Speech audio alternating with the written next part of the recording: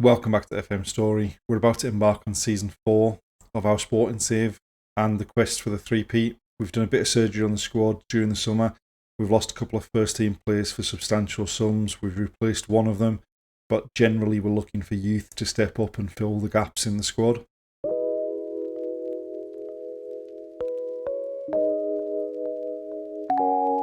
Before we do get started on the season, if you do enjoy the video, please like, comment, and subscribe. And without further ado, let's get going. We've made it to the beginning of August because we've got the Supertaca coming up in our first competitive game against Porto. As we said, there's been a few high-profile departures and we've splashed some big money on a replacement for one of those players. The first departure in the summer was Nuno Santos, who a lot of last season when he came into the team was complacent. He was unhappy about not playing.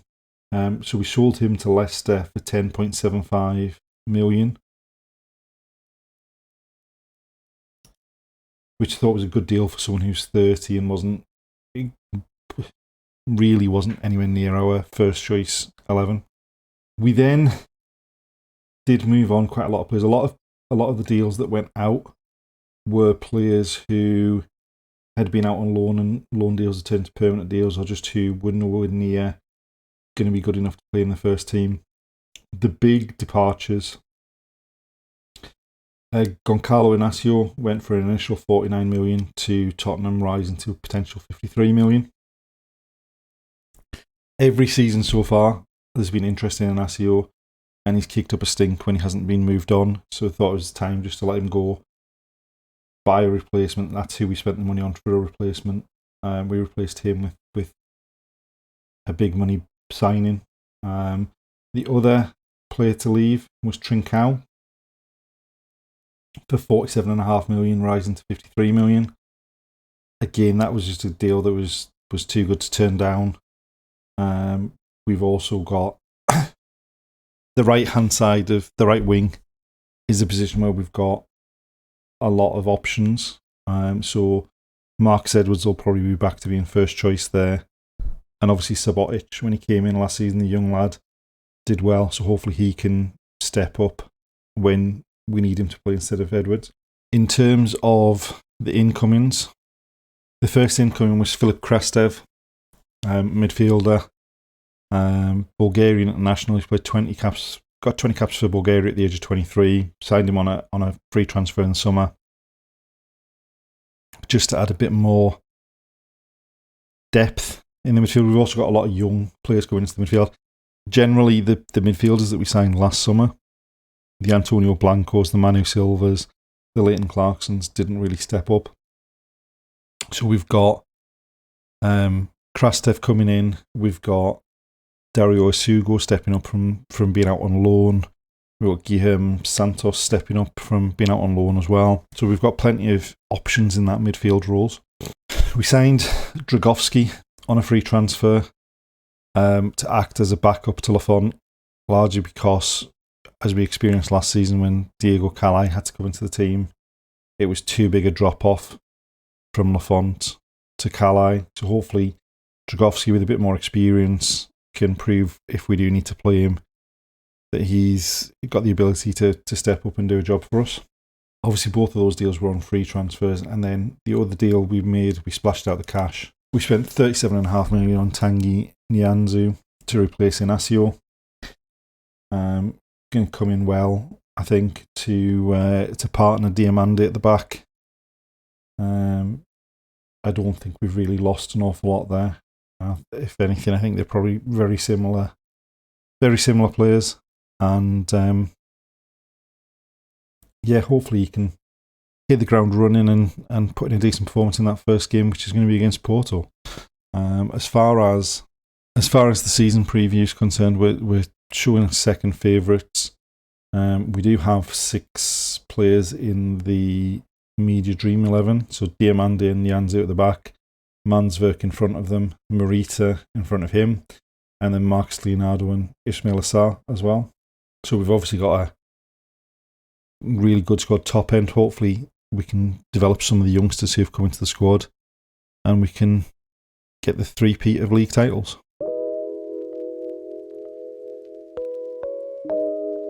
we begin our season with the Supertaca against Porto. Obviously, it's going to be a tough game. They've got a really strong squad. Evan Nielsen scored loads of goals in the save so far for them. Eustachio has been brilliant in midfield. They've signed Nico Gonzalez on the wing as well. As far as our team's concerned, we've picked what on paper is our strongest team. The only real change from what we would consider our strongest team last season, obviously, is Tanguy Nianzou instead of Inacio and Marcus Edwards instead of Trincao. We've got plenty of young players who've come through the system, as well as plenty of firepower up front if we do need to change things later on. We do have a few players that aren't fully up to speed, so we will be making some probably early changes at half time or after an hour in this game, but hopefully we can get off to a good start and win the Supertaca, which we haven't won yet in this save. Alright, so Porto will get us underway. That was a bit of a loose pass from them, but they almost got through. San Just onto Edwards. Morita looking for Max Leonardo in the box. Has he got any support? No, it goes back to San Just. He gets the ball in somehow and straight into the arms of Diego Costa. Diamande wins the header. Morita back to San Just. Back to Nianzou. He plays it into Morita, who looks for Edwards in the box. Squares it. Leonardo. Surely that's not offside.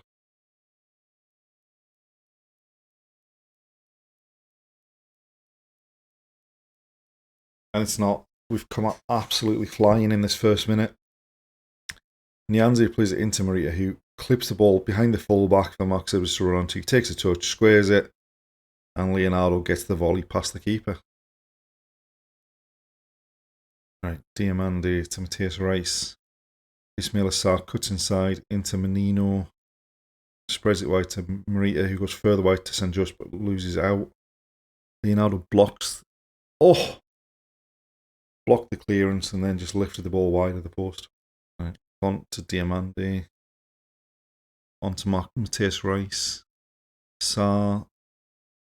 Back to Diamande. Menino looking for Max Leonardo. It's headed clear.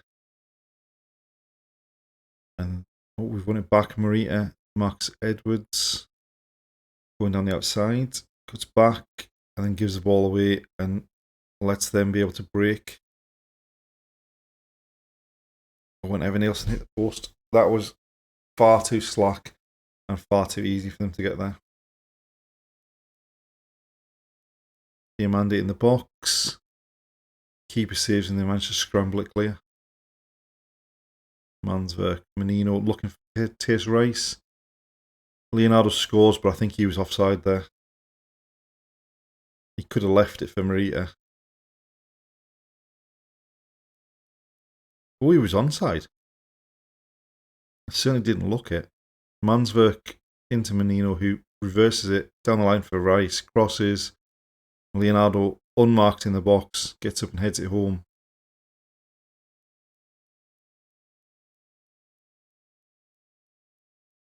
Oh, he's behind the ball. He did look offside, but we'll take it. Nianzou heads it back to the keeper. Matthias Rice. Menino. Giving the ball away again. Can't afford to keep giving the ball away midway through their half and letting them break. San just cuts that one out and then gives it away, but wins it back again. Menino looking for Ismail Assar. 3-0. And I know this is just a glorified friendly, but we've started the season pretty well here. San just into Menino, slides it between the centre back and the full back. Ismail Assar gets there, takes a touch and just lifts it past the keeper. Great stuff. And that first half couldn't have gone much better. We've got to be careful giving the ball away like we have done a couple of times slackly and let them counter-attack. But we've done pretty well so far. We made 2 changes at half time. We've taken off San Just and brought on Estevez, and we've taken off Marita and brought on Dario Sugo. Tears Rice down the left hand side. Into Ismail Assar. Sugo picks up the loose ball, finds Mansverk, and that's 4-0.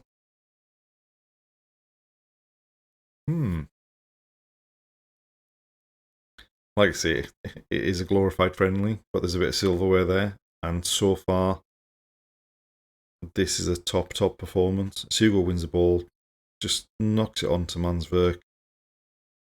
No one closed him down, and he beats the keeper from the edge of the box. The reason for bringing Vitor Roque on instead of Thiago Thomas was just because he struggled last season for goals. So if we get him a goal early on, it might do his confidence the world of good. Right, Nemecha for them. Can we keep this clean sheet? Come on, referee, has to time up. All in all, great first game of the season. Obviously, it is pretty much a glorified friendly, but we've won a trophy. We've beaten one of our biggest rivals. We've got some game time going into the season. Couldn't really have started any better.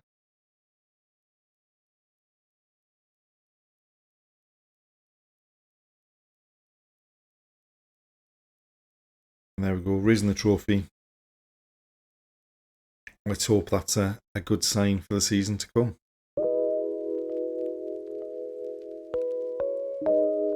We've made it to the beginning of October.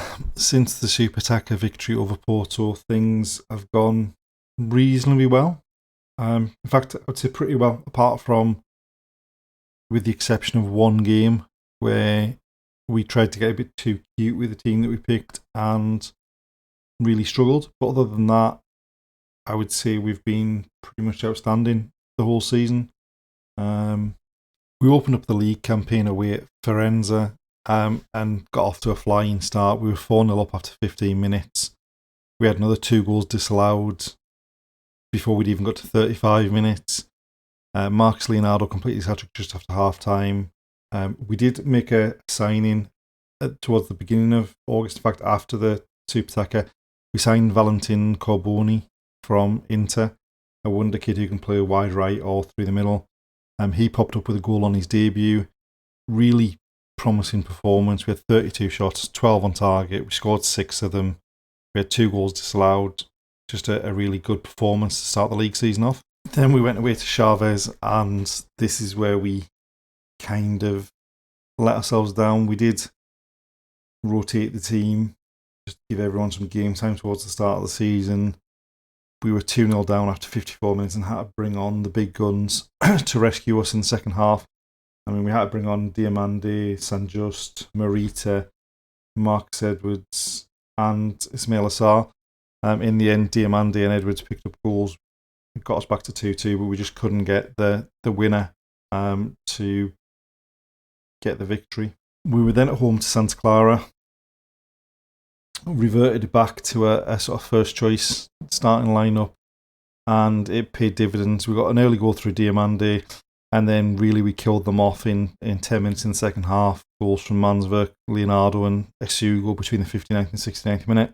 Thiago Thomas picked up his first goal of the season in injury time, and a lovely comfortable 5-0 victory.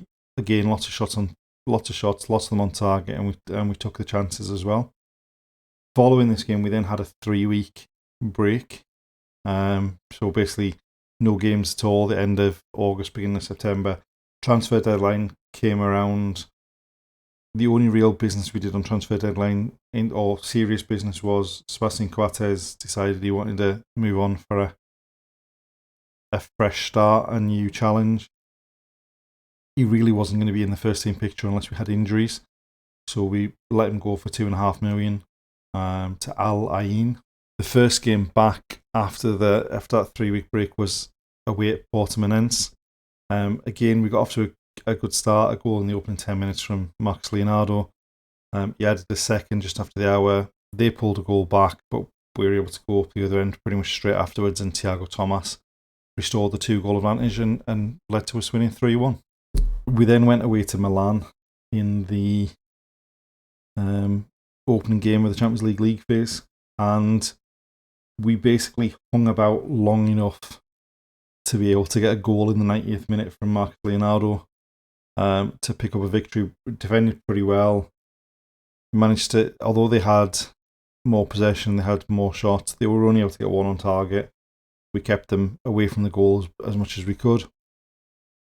And in the end, we nicked one in injury time from Marcus Leonardo, and a great start to that Champions League campaign. We then went away to AC Viseu and defended pretty well, although they had more shots on target than you would like. Again, we had a lot of shots on target. First half, we really didn't do an awful lot, but goals from Ismail Assar and Asugo in the second half saw us win the game 2-0 and continue this great unbeaten run, which stretches back well into last season. And then the most recent game against Penafiel extended that unbeaten run in the league to 22 games, going all the way back to last season, as we said. Back to, I think, after the game against Porto, where we lost at home. It didn't look like we were getting off to a great start because they had a goal disallowed in the 7th minute that looked very, very, very not offside. But we take it. First half, we were dreadful. Second half, Marcus Leonardo picked up a couple of goals, and we just about snuck out a 2-0 victory. What it means as far as the league is concerned, we are currently sat in second position. We are 2 points behind Benfica, who've won every game this season, and we're 3 points ahead of Porto. So we've started off reasonably well. Marcus Leonardo started in great goal scoring form, topping the charts there. He's put in decent performances as well. Mark Edwards has picked up 5 assists. Most of those must have come in the opening games because he's tailed off a bit in the last couple of games. But hopefully we can push on. The next league game we've got is Porto, so that's going to be a big one. But before that, we've got a Champions League game against Servette. We've been forced into one change going into the game against Servette.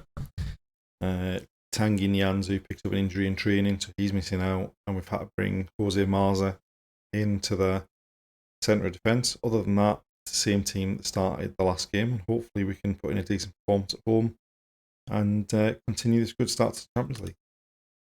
Right, they've got a free down the line. Matthias Rice cuts it out. Diamande, Shkiri, Marcus Leonardo dwells on the ball and loses out. But he won the ball back. The one thing I didn't mention is that Menino, we saw go off in the game against Porto in the Supertaca. He broke his leg. He's out for 4 to 5 months, so that's why Shkiri's having to play an awful lot. And that is what as bad a start as we could have asked for. We have not been at the races at all in this game. Just didn't track the runner at all. Just let him go behind him. Matthias Rice with a free kick. Diamande at the back post. Onto the roof of the net. Right, one change at half time. We brought Marcus Edwards on, but we need to be an awful lot better in the second half. Edwards back to Marza.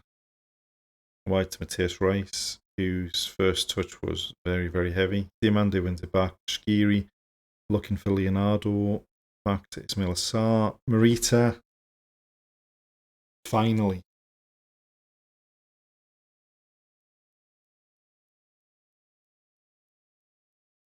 Lovely ball by Shkiri. Leonardo gets there, holds it up. Back to Sarr, who manages to pick out Marita, and he lashes the volley past the keeper. I mean, it looked like it went straight over the keeper's head, but right, Diamande, Manswerk looking for Leonardo. The defender clears it, and again, and now they're going to break again. What was that header? Oh, come on. This is even worse than we played in that game against Chavez. I mean, at least we didn't lose, but that was atrocious. Going to have to be seriously so much better than that for our next league game.